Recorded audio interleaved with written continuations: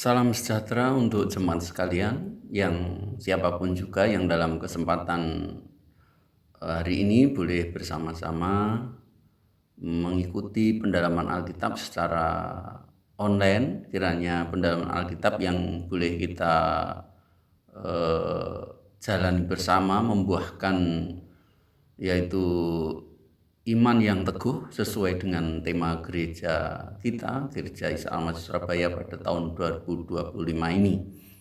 Sebab kita tahu bahwa iman yang teguh itu adalah iman yang benar-benar memiliki dasar yang kuat, akar yang kuat ketika kita benar-benar tahu, mengerti, dan memahami firman Tuhan. Tanpa begitu saya rasa sulit ya untuk teguh di dalam iman tanpa kita tahu kebenaran firman Tuhan, sebab kebenaran firman Tuhan itulah yang membuat kita tahu kepada siapa kita menaruh harap dan percaya kepada Tuhan di tengah-tengah kesulitan hidup, problem hidup yang hari demi hari kita lalui bersama Tuhan. Dalam kesempatan ini kita kembali melanjutkan untuk pendalaman Alkitab kita. Dalam kesempatan ini kita sudah tiba pada Zefanya pasalnya yang kedua. Ya, kemarin dalam pertemuan Selasa lalu kita sudah sudah dijelaskan sedemikian rupa tentang Zefanya, latar belakang dan beberapa sedikit informasi mengenai situasi dan kondisi yang terjadi masa pelayanan kenabian dari Zefanya ini.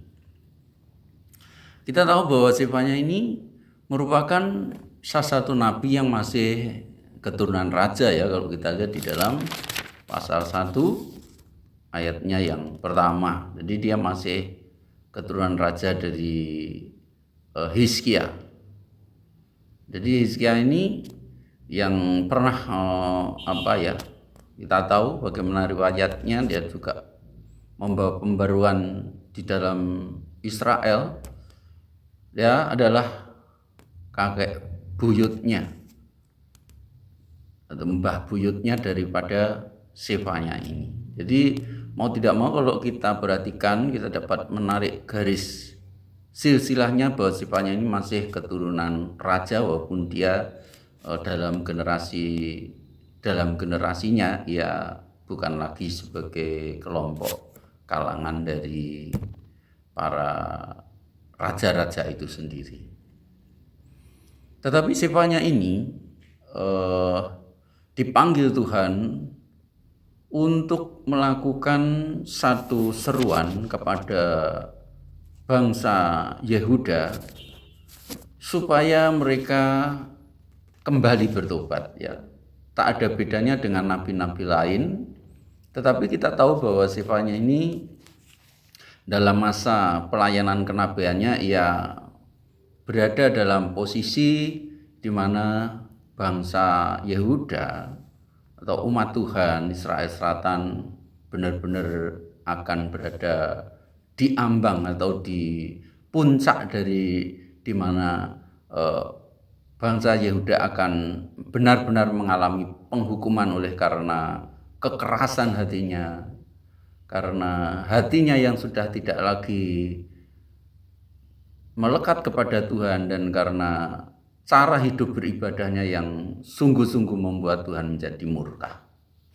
Maka di sini Zefanya tampil sebagai nabi yang mengingatkan, yang menubuatkan keberadaan mereka. Kita melihat bangsa Israel ini atau bangsa Yehuda ini sebagai satu bangsa yang dikasih Tuhan, dan kita melihat bagaimana keberadaannya itu selalu jatuh bangun, ya, sedikit baik, lama menjadi jahat, terus-menerus seperti itu. Kebaikan Tuhan ditunjukkan dengan peringatan yang disampaikan oleh para nabi. Kalau kita melihat di dalam kitab Tawarik ya, Tawarik bagian akhir di sana, karena cintanya Allah kepada umatnya itu sehingga ia berulang-ulang kali mengirim nabi-nabinya untuk memperingatkan, sampai di sana dikatakan tidak ada waktu lagi di mana Tuhan itu seolah-olah ingin memperbaiki kondisi umat Tuhan, sehingga mau tidak mau penghukuman itu dijatuhkan kepada bangsa Israel. Hal itu dapat kita lihat di dalam 2 Tawarik pasal 36 ayat 15 sampai 16. Ya, ini merupakan satu puncak dari peringatan Tuhan sehingga berakibat kepada penghukuman. Di dalam 2 Tawarik 36, 15 dan 16, namun Tuhan Allah nenek moyang mereka berulang-ulang mengirim pesan melalui utusan-utusannya karena ia sayang kepada umatnya dan tempat kediamannya. Ayat 16, tetapi mereka, yaitu umat Tuhan sendiri, dalam hal ini adalah bangsa Yehuda, mereka mengolok-olok utusan-utusan Allah itu, menghina segala firman-Nya dan mengejek nabi-nabinya. Oleh sebab itu murka Tuhan bangkit terhadap umatnya sehingga tidak mungkin lagi pemulihan. Ini kan sangat begitu keterlaluan. Ya. Tuhan sangat cinta, berulang-ulang kali diperingatkan. Kalau tidak gitu, Tuhan tidak sayang. Bukti sayang Tuhan adalah memperingati kalau ada salah. Ini kita juga dapat temukan di dalam kitab Wahyu, barang siapa kukasih ia kutegur dan kuhajar. Jadi salahlah saudara-saudaraku kalau kita mendengar di sana sini ya prosperity gospel, ajaran-ajaran kemakmuran ini yang mengatakan kalau Tuhan cinta ia pelihara dalam tanda petik, kalau Tuhan cinta hidupnya akan akan sejahtera, akan ya semuanya itu benar, tetapi kebenaran itu disalah persepsi sehingga seolah-olah bahwa kalau Tuhan cinta itu semuanya enak-enakan. Terus Tuhan itu melalaikan atau ya, sengaja melupakan kesalahan mereka tanpa menegur kalaupun itu salah. Padahal saudara-saudara, kalau Tuhan itu sungguh-sungguh sayang, kita sedikit salah, Tuhan itu peringatkan. Jadi di sini perlu ada satu kepekaan rohani, kepekaan hati untuk menangkap teguran Tuhan di dalam kehidupan jemaat atau kehidupan umat Tuhan. Kan dalam kitab Ibrani dikatakan bahwa kita ini bukan anak-anak gampangan. Kalau Bapak di dunia itu menegur, menghajar anaknya, itu ada maksud yang mulia. Apalagi Bapa yang di surga, Allah kita, yang memperanakkan kita, yang melahirkan kita di dalam Tuhan Yesus Kristus, ya sangat perhatikan kita dan mempedulikan kita. Maka apa yang dilakukan oleh Zefanya kepada bangsa Yehuda ini juga berlaku atas kita, bahwa sebenarnya kita sebagai anak-anak Tuhan ya tidak jauh beda, bisa dikatakan persis dengan bangsa Israel. Dengan pelajaran-pelajaran yang terjadi dalam perjalanan hidup bangsa Israel, kita dapat memetik pelajaran yang berharga untuk kita belajar bagaimana hidup saya tidak seperti bangsa Israel. Maka kita belajar ketika kita mendengarkan firman Tuhan, diperingatkan Tuhan yang mungkin cukup begitu keras, menyinggung perasaan kita, sejauh memang hal itu membangun iman kita agar kita semakin mengenal, memahami, semakin hidup dalam kebenaran dan kekudusannya, ya kita harus terima. Tetapi seringkali terjadi di dalam gereja, di dalam kehidupan jemaat, ketika mendengarkan teguran keras, mendengar firman yang keras, ya karena terbiasa makanan lunak, susu, tidak dididik di dalam satu disiplin, maka sedikit sekali kalau kita mendengar seruan pertobatan, peneguran, hajaran terhadap kesalahan dan dosa-dosa kita lebih banyak mutung, kita lebih banyak mundur, saling menyalahkan sana sini. Kita kembali kepada Zefanya ini, saudara. Di dalam bagian pertama kita melihat di dalam pasal 2 ini yaitu seruan untuk bertobat. Akan saya bacakan terlebih dahulu ya ayat pertama sampai ayatnya yang keempat. Ya, ini kita bahas dalam perikopnya saja ya. Seruan untuk bertobat. Ayat pertama, bersemangatlah dan berkumpullah hai bangsa yang acuh tak acuh. Sebelum kamu dihalau seperti sekam yang tertiup, sebelum datang ke atasmu murka Tuhan yang bernyala-nyala itu, sebelum datang ke atasmu hari kemurkaan Tuhan. Carilah Tuhan hai semua orang yang rendah hati di negeri, yang melakukan hukumnya. Carilah keadilan, carilah kerendahan hati, mungkin kamu akan terlindung pada hari kemurkaan Tuhan. Saudara-saudaraku, kita tahu bahwa dalam kehidupan umat Israel, mereka itu adalah umat yang dipilih oleh Tuhan sendiri. Dalam masa mereka hidup di dalam di padang gurun keluar dari Mesir, mereka oleh Tuhan memang dikhususkan supaya mereka beribadah dengan benar setia dalam pengenalan akan Tuhan. Dalam perjalanan padang gurun saja mereka saudara penyimpangan demi penyimpangan terjadi, kepercayaan demi kepercayaan, bahkan kepercayaan, keraguan pun juga seringkali berulang-ulang terjadi.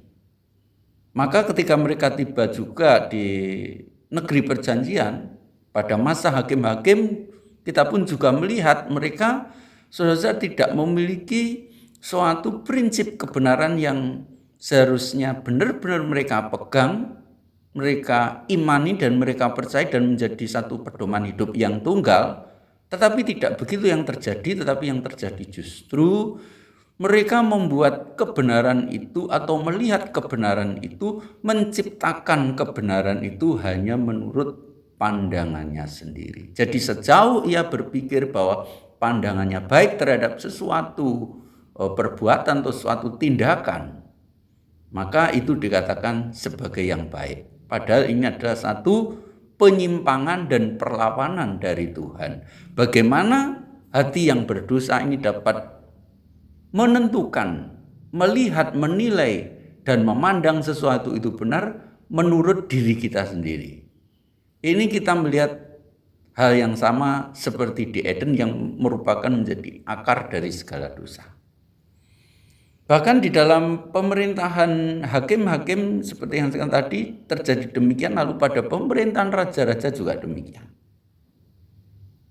Kita melihat bagaimana Daud pun, ya kalau kita melihat Daud sebagai raja yang baik, ya kekasih Tuhan. Tapi pada zaman Salomo bagaimana bangsa Israel, rajanya terjebak di dalam penyembahan berhala.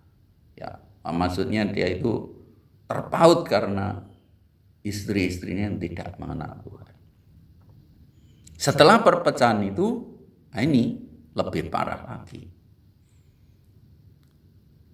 Dimana kerajaan utara menjadi penyembah berhala yang tulen, sinkretisme terjadi di sana. Lalu yang selatan kita yang saat ini kita bahas pelayanan Sepanya ini, saudara-saudara, kita melihat negara selatan atau Israel selatan ini, ya kita melihat bagaimana mereka juga dalam situasi rohani yang naik turun. Ada raja-raja jahat, ada raja-raja yang baik, sebentar jahat lagi, terus menerus. Seperti zaman Sepanya ini kita melihat bagaimana yang namanya penyembahan berhala, saudara-saudara, menjadi berkembang lagi. Padahal pada masa sebelum Manasye ini, saudara, di mana pelayanan dari Sepanya ini kita melihat bagaimana yang namanya Yosua itu mengadakan reformasi, pembaruan di tengah-tengah kehidupan jemaat, supaya bangsa Yehuda atau bangsa Israel ini boleh benar-benar kembali menegakkan hukum Tuhan, menjalankannya dengan kesetiaan. Tetapi setelah berganti raja, timbullah hati-hati raja yang jahat ini, anak-anaknya yang tidak lagi peduli dengan kebenaran. Mereka mencampur andukkan, memasukkan unsur-unsur jahat di dalam penyembahan kepada Tuhan, dan itulah berhala. Ya, kalau kita lihat di dalam 2 Raja-Raja 21 seperti yang kemarin sudah disampaikan oleh Bapak Penatua Lindra, kita melihat di sana bagaimana kehidupan jemaat Tuhan itu mereka hatinya bisa melekat dan condong pada Baal, pada penyembahan berhala, bahkan percaya kepada tentara dewa-dewa langit ya. Ya mungkin kalau dalam konteks zaman sekarang itu orang-orang yang sudah katanya percaya Tuhan masih percaya kepada tahyul-tahyul, perbintangan, astrologi, seolah-olah keberadaan itu menentukan nasib dan jalan hidup kita. Aneh. Maka di dalam ayat 1 ini, saudara, dalam konteks yang sedemikian ngeri itu, bangsa yang sungguh-sungguh disindahkan, bangsa yang tak acuh loh, satu masyarakat atau satu jemaat yang sudah tidak peduli lagi yang namanya kebenaran. Kebenaran itu menjadi satu hal yang kabur karena hasil dari buah pemikiran manusia yang tidak bertobat. Maka di sini dikatakan bersemangatlah dan berkumpullah hai bangsa yang acuh tak acuh sebelum kamu dihalau seperti sekam yang tertiup sebelum datang ke atas murka Tuhan yang menyala itu, sebelum datang ke atasmu hari kemurkaan Tuhan. Carilah Tuhan dari semua orang yang rendah hati di negeri yang melakukan hukumnya. Carilah keadilan, carilah kerendahan hati. Mungkin kamu akan terlindung pada hari kemurkaan Tuhan. Saudara-saudara, kita melihat di sini, selama masih ada kesempatan, selama masih ada waktu, walaupun mungkin waktunya itu pendek, selama itu disebut kesempatan, ya di dalam kitab Mazmur dikatakan bahwa selama masih dikatakan hari ini atau jika pada hari ini kamu mendengarkan suaranya, jangan keraskan hati. Jadi selama masih dikatakan hari ini atau masih ada kesempatan di mana Tuhan akan segera menjatuhkan penghukumannya atas dosa-dosa, maka di sini dikatakan carilah Tuhan. Carilah Tuhan. Kita belajar untuk mencari Tuhan. Seolah Tuhan itu berada di satu tempat yang tersembunyi, dan seolah Tuhan itu di tempat yang jauh, sehingga kita harus mencarinya.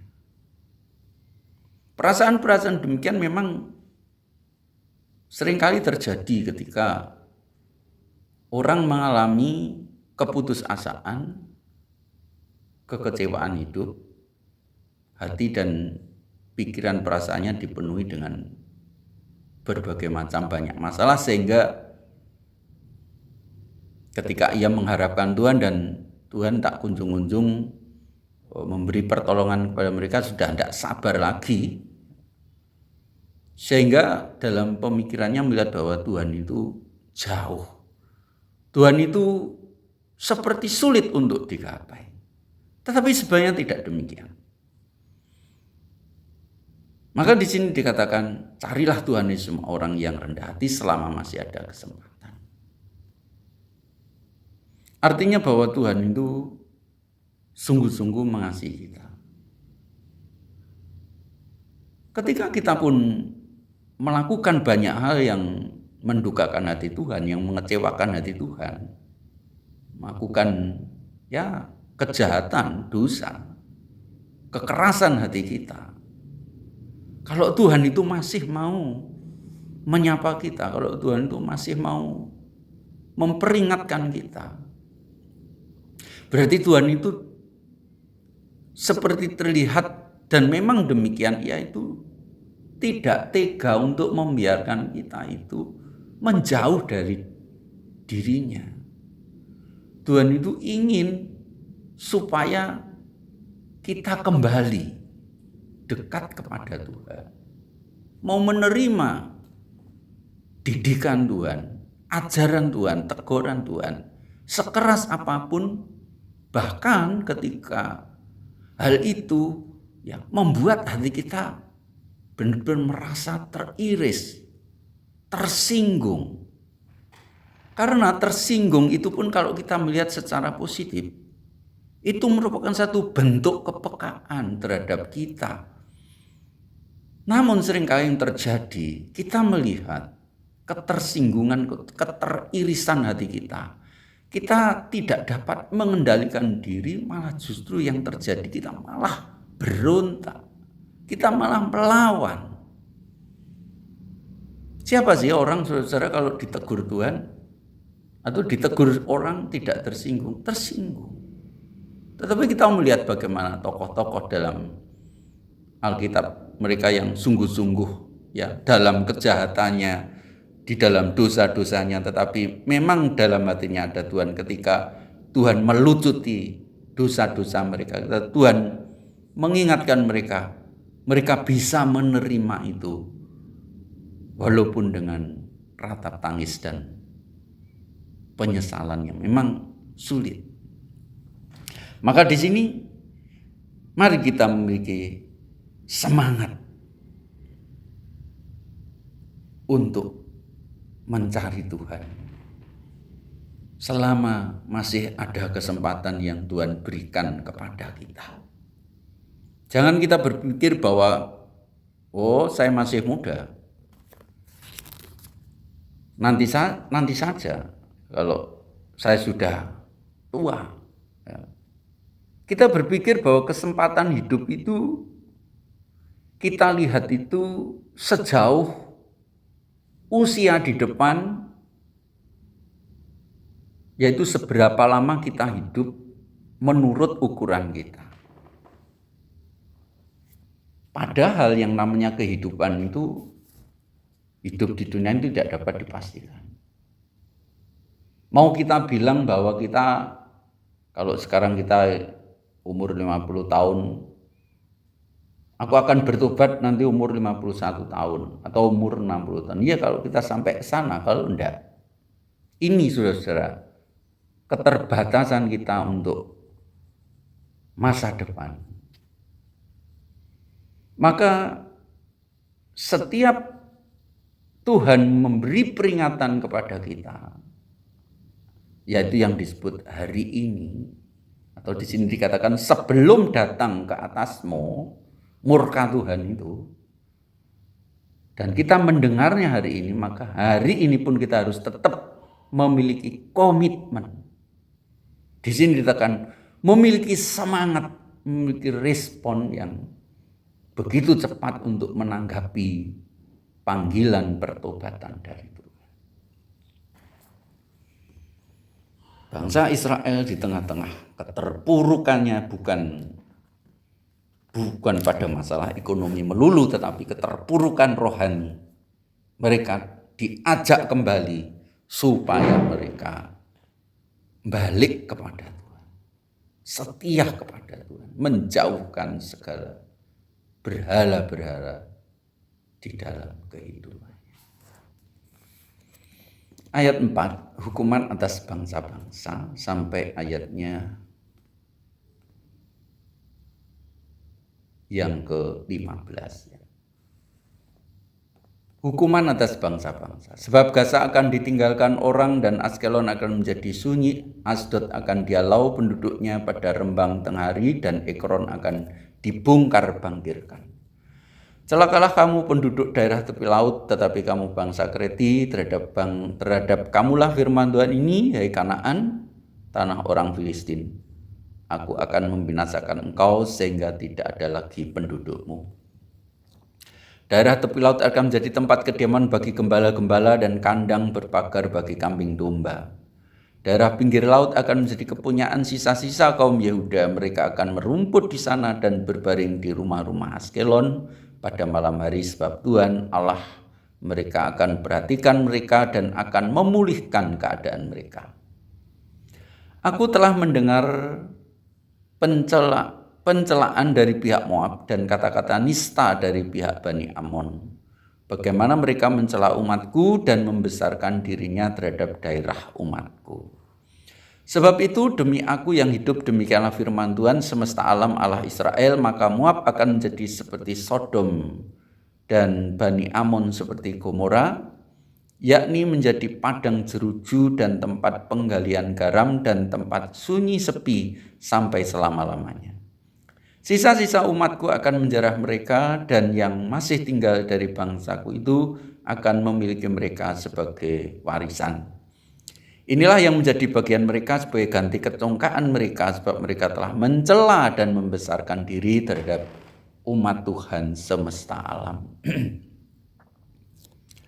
Tuhan akan mendasatkan mereka, sebab Ia akan melenyapkan para Allah di bumi dan kepadanya akan sujud, menyembah setiap bangsa daerah pesisir masing-masing dari tempatnya. Kamu pun, hai orang Ethiopia, akan mati tertikam oleh pedangku. Ia akan mengacungkan tangannya terhadap utara dan membinasakan Asyur, dan akan membuat Niniwe menjadi tempat yang sunyi sepi kering seperti padang gurun. Dan di tengah-tengahnya akan berbaring kawanan binatang, yakni segala macam binatang hutan, baik burung undan maupun burung bangau akan bermalam di hulu tiangnya, burung ponggok akan berbunyi di tingkap, burung gagak di ambang pintu, pemapan dari kayu aras telah tersingkap. Itulah kota yang beria-ria, yang penduduknya begitu tentram, dan hanya berkata dalam hatinya, hanya ada aku dan tidak ada yang lain. Betapa dia sudah menjadi tempat yang tandus, tempat pembaringan bagi binatang-binatang liar. Setiap orang yang lewat daripadanya akan bersuit dan mengayun-ngayunkan tangannya. Saudara-saudaraku, Tuhan itu ketika Dia memberikan keadilan, Ia tidak pandang bulu. Ketika Ia harus menegakkan hukum-hukumnya, Ia tidak pilih-pilih. Tuhan memiliki maksud sendiri. Tuhan punya acara sendiri terhadap umat miliknya, yaitu bangsa Israel atau bangsa Yehuda dalam hal ini. Demikian pun Tuhan juga punya kuasa atas bangsa-bangsa yang tidak mengenal Tuhan. Semuanya tak luput dari murka Tuhan apabila mereka semua, baik umat Tuhan maupun bangsa-bangsa lain, ketika mereka berbuat menentang Tuhan. Kita melihat tadi bagian pertama bagaimana Allah bersikap terhadap umatnya yang acuh tak acuh, yang tidak peduli lagi terhadap Tuhan, yang meninggalkan Tuhan, yang membangkitkan kecemburuan Tuhan, dan Tuhan pun tak akan meluputkan mereka. Tetapi Tuhan dalam kasih-Nya, Ia mengajak mereka untuk kembali walaupun penghukuman harus tetap dijatuhkan. Sekarang tiba pada bangsa-bangsa lain. Saudara-saudaraku yang dikasihi oleh Tuhan, kita melihat bahwa bangsa-bangsa lain adalah, kita tahu bahwa bangsa lain adalah bangsa yang tidak mengenal Tuhan. Walaupun mereka tidak mengenal Tuhan, tetapi mereka itu adalah juga milik Tuhan dalam arti bahwa bangsa-bangsa itu pun dibentuk oleh Tuhan. Jadi Tuhan memiliki kuasa penuh terhadap bangsa-bangsa lain. Kita melihat bagaimana penghakiman hukuman Tuhan terhadap bangsa lain di sini. Gaza akan ditinggalkan orang dan Askelon menjadi sunyi. Asdod akan dihalau penduduknya pada rembang tengah hari, dan Ekron akan dibongkar bangkirkan.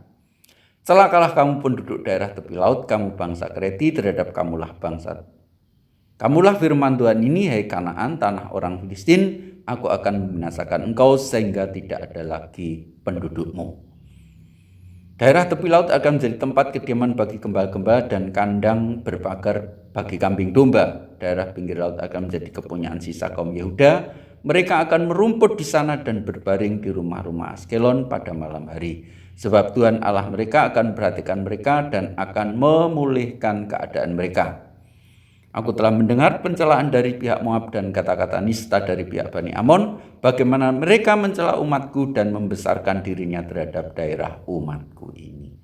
Saudara, bangsa-bangsa lain ini, mereka itu saudara memiliki sikap yang tidak pantas terhadap umat Tuhan. Di sini katakan dia mencela umatku dan membesarkan dirinya terhadap daerah umatku. Kita tidak tahu, saudara-saudara, pada sisi lain umat Tuhan ini adalah umat yang bobrok, umat yang tidak mengasihi Tuhan. Tetapi ketika bangsa-bangsa lain menindas mereka, Tuhan pun juga tidak diam, tidak tinggal diam. Walaupun di sisi lain kita melihat juga Tuhan itu memakai bangsa-bangsa lain juga menjadi alat untuk menghukum dan menyadarkan orang Israel atau orang Yahuda. Tetapi ketika bangsa-bangsa Israel ini dengan merasa bahwa ia melakukan itu dengan kekuatannya, di sini dikatakan ya, kalau kita melihat bahwa betapa dia hanya aku dan tidak ada yang lain. Ayat 15 ini yang disampaikan oleh Niniwe. Hanya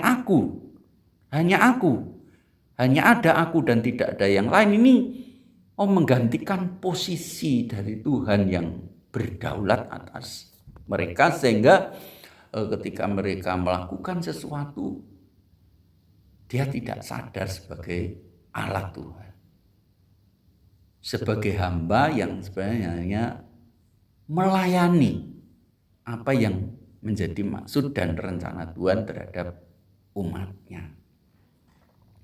Sehingga kita melihat akibat dari semuanya itu, ya, yaitu daerah-daerah yang dikatakan daerah tepi laut, ya, daerah-daerah tepi laut, daerah-daerah yang strategis. Kita melihat bagaimana saudara kota-kota di sini disebut, baik itu Gaza, Askelon, Asdod dan lain-lainnya, ya, tempat yang mungkin secara ekonomi lebih baik, tetapi bangsa-bangsa ini, kota-kota ini yang mewakili bangsa-bangsa ini menerima penghakiman murka Tuhan, sehingga murka ini tidak dapat dielakkan. Maka terjadilah dibongkar bangkirkan, bahkan dibinasakan. Kita tahu saudara-saudara bahwa Kanaan itu pun sendiri sebenarnya tanah orang Filistinnya. Tetapi tanah ini saudara secara historis, kalau kita melihat dalam Keluaran, adalah tanah yang dijanjikan Tuhan kepada bangsa Israel. Saya tidak tahu rahasia apa dan bagaimana sehingga saudara bangsa Filistin ini harus dihalau Tuhan dari Kanaan itu sendiri. Karena saudara-saudara, kalau kita melihat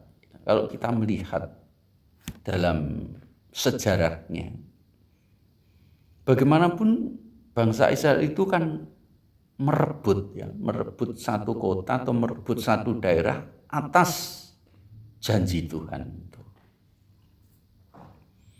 Sehingga ketika ia mengadakan perebutan itu, maka perlawanan terjadi. Dan kita melihat pendudukan ini pun terjadi dan berlangsung. Dan kita melihat peperangan demi peperangan pun juga tidak dapat dihindari. Untuk memahami ini memang bukan suatu hal yang sulit, ya.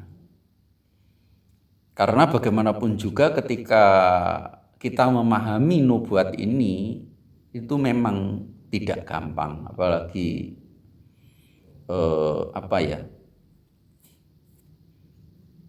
kalau kita melihat dari sudut pandang realitas dunia, kita melihat bangsa Israel pun ketika mereka dipulihkan dalam arti seruan Sefanya ini bahwa nanti ada sisa-sisa pun, di kemudian hari kita melihat tanah Kanaan atau tanah Israel itu pun juga masih menjadi tanah jajahan dan itu pun juga tidak tuntas-tuntas sampai sekarang.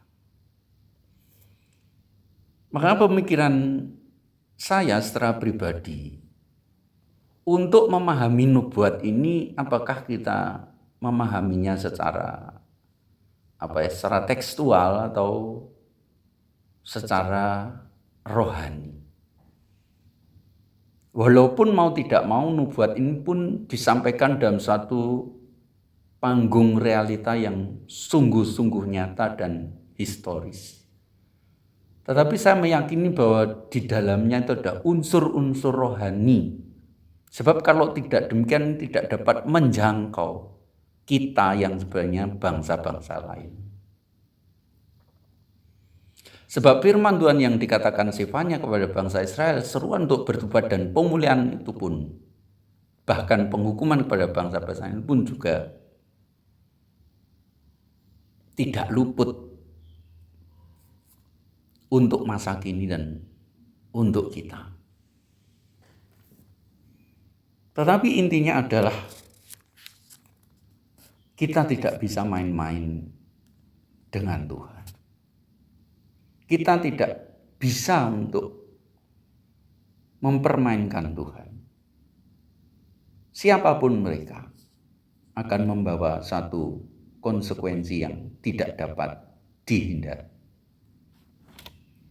Kita melihat bagaimana penghukuman Tuhan terhadap Moab. Ya.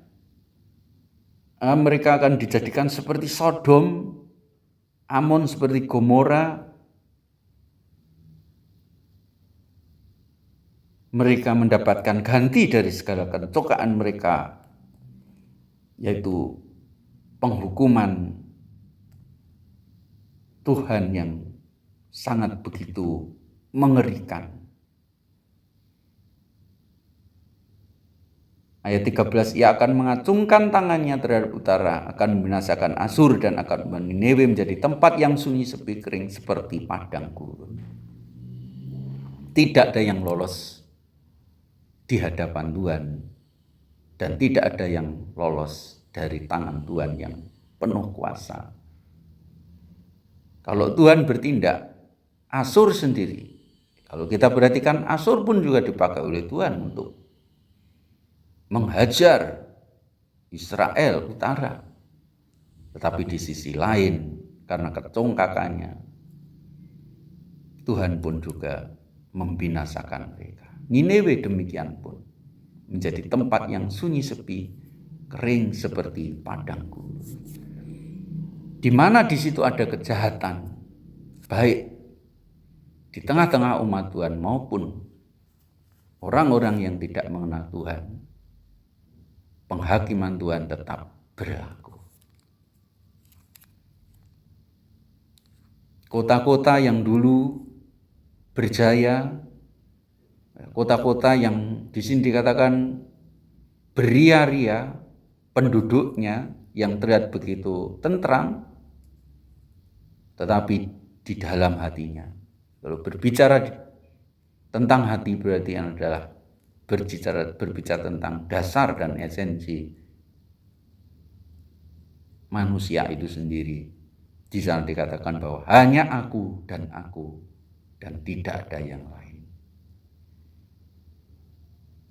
Walaupun ia berkata begitu, Tuhan katakan akan menjadi tempat yang tandus, tempat pembaringan bagi binatang-binatang liar.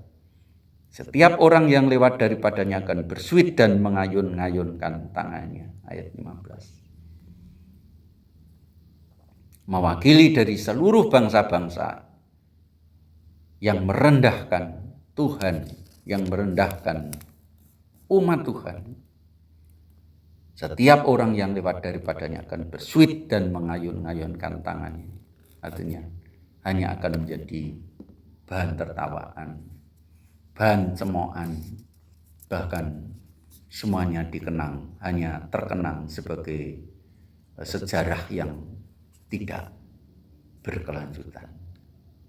Artinya bahwa Tuhan sungguh-sungguh memusnahkan kota-kota itu menjadi bahan tertawaan, menjadi bahan suit-suitan yang tidak memiliki arti sama sekali. Tentu saudara-saudara, apa yang saya sampaikan ini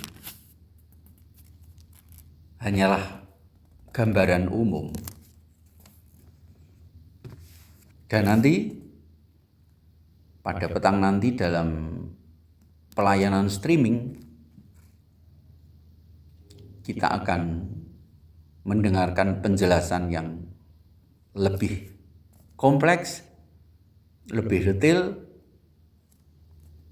bahkan hal-hal yang mungkin sulit untuk saya secara pribadi pahami, ya, apalagi detail-detail historis yang tentu perlu adanya satu penelitian. Tentu hal ini akan menjadikan satu kesulitan bagi saya sendiri. Tetapi dalam pelayanan streaming nanti kita berharap kita akan mendapatkan penjelasan detail dari apa yang kita pelajari dan kita dengarkan di kesempatan hari ini. Yang terpenting di sini adalah bagaimana sikap kita ketika Tuhan memperingatkan kita melalui nabi-nabinya supaya kita menggunakan kesempatan demi kesempatan yang Tuhan berikan kepada kita untuk belajar bertobat, belajar mendengarkan apa yang Tuhan peringatkan kepada kita, walaupun hal itu yang membuat hati kita sakit, seperti dibongkar bangkirkan oleh Tuhan hati kita. Karena Tuhan itu memang sungguh-sungguh ingin supaya hati kita itu hanya ada Tuhan, bukan aku. Ya. Kalau saya saya artikan ayat 15 ini, yang seharusnya itu adalah kata-kata Tuhan, bukan kata-kata kita. Ya. Tapi yang seringkali kita ngomong aku. Ya aku. Pak Lindra beberapa kali memperingatkan itu, saudara-saudara. Aku ada sebagaimana aku ada. Tanpa ingat bahwa yang ada sebenarnya itu adalah Tuhan. Artinya bahwa Tuhan itulah penyebab kita ada. Kita mau membuka hati kita untuk dikuduskan dalam kebenaran. Seruan Sefanya ribuan tahun lalu menggema sampai sekarang. Dan gemanya kita dengar di penghujung zaman, ya. Katakanlah sekarang kita sudah hidup di akhir zaman, kita masih mendengarkan seruan itu. Mari kita bersemangat. Berkumpullah. Artinya kita meningkatkan persekutuan kita. Nilai persekutuan kita menjadi lebih. Dan ini merupakan salah satu dari visi dan misi gereja kita. Kita mau bersemangat untuk mencari Tuhan selama masih ada kesempatan, selama Tuhan masih memperingatkan kita, walaupun hal itu mungkin sakit bagi diri kita, namun itu juga untuk kebaikan kita, bahkan terlebih itu untuk kemuliaan Allah sendiri. Mari kita mengusahakan Tuhan. Orang kalau bisa mengusahakan Tuhan di dalam hidupnya, maka mau tidak mau ia pun juga akan memahami betapa pentingnya keadilan, kerendahan hati dalam kehidupannya. Demikianlah apa yang dapat saya sampaikan dalam kesempatan hari ini.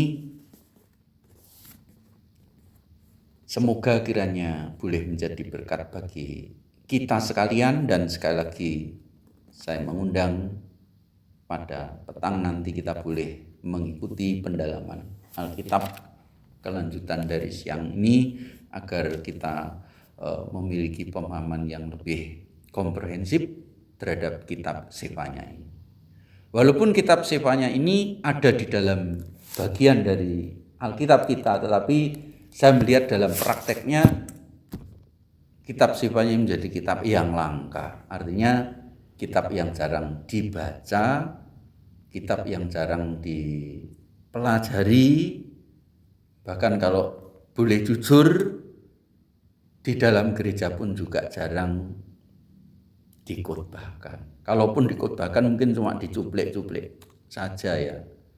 Tetapi untuk pembahasan secara lengkap saya kira saya sendiri masih belum menemukan. Maka kadang-kala ya puji Tuhan kita boleh bersama-sama belajar di gereja kita ini Alkitab kita Perjanjian Lama dan Perjanjian Baru. Kiranya Tuhan menolong kita dan memberkati kita, dan marilah kita berdoa.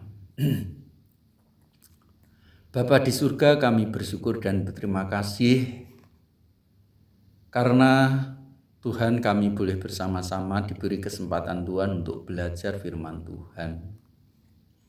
Begitu banyak waktu yang kami buang dengan banyaknya ilah-ilah di dunia ini. Memang Tuhan, kami tidak beribadah kepada Allah-Allah lain, namun seringkali cara hidup kami sebenarnya kami ini sedang menyembah ilah-ilah lain karena banyaknya waktu-waktu yang kami pergunakan bukan untuk mencari Tuhan, bukan untuk semakin dekat dengan Tuhan, bukan semakin untuk mengerti firman Tuhan, tetapi kami lebih banyak menggunakan waktu kami dengan hal yang sia-sia, dengan ilah-ilah zaman yang populer pada zaman dan kesempatan ini. Tolonglah kami, berikan kepekaan, kelembutan hati, kerendahan hati ketika kami mendengarkan seruan Tuhan supaya kami bertobat dan mencari Tuhan. Tolonglah kami supaya kami tidak meninggikan diri kami apabila kami boleh melakukan segala hal, segala sesuatu di dalam kehidupan kami. Sebab semuanya hanyalah oleh campur tangan Engkau saja ya Tuhan. Tanpa Engkau bagaimana mungkin kami ada? Maka kami boleh ada karena Engkau yang telah ada dan ada, bahkan sampai kapanpun Engkau tetap ada karena Engkau adalah, aku ada. Terima kasih Tuhan, ampunilah segala dosa-dosa kami dan kami menyerahkan untuk pendalaman Alkitab pada petang nanti. Berkatilah hamba-Mu Bapak Penatua Lindra yang akan membahas lebih lanjut, lebih mendalam, lebih komprehensif, dan kiranya urapan Roh Kudus yang mengurapi hamba-Mu sehingga dengan pengurapan itu yang bersama-sama mengurapi kami boleh mengerti, menangkapnya dan menjalankannya dalam hidup kami. Terima kasih Tuhan, di dalam nama Tuhan Yesus kami berdoa. Haleluya. Amin.